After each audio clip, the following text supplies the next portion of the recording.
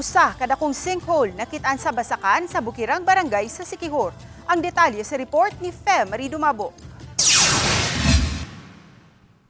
Kini ang sinkhole nga naa sa rice field sa Sitio Pilapil sa Barangay Napo sa lungsod sa San Juan.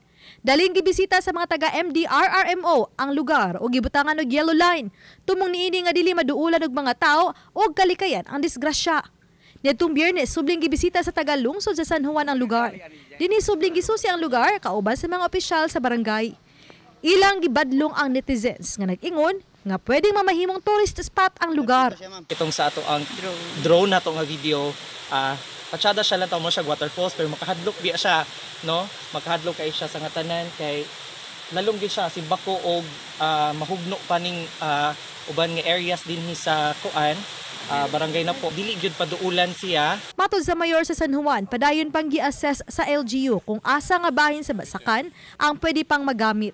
Then ang dili magamit nga area i-assess nato para ato matagaan sila og equal pod nga value sa mawala nila sa ilang portion sa ilang pangmanabuhian. Nibisita sa mga lokal nga opisyalis sa mga pipila ka mga mulupyo duol sa lugar.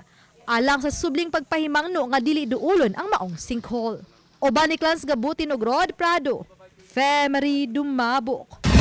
Balitang Bisdak.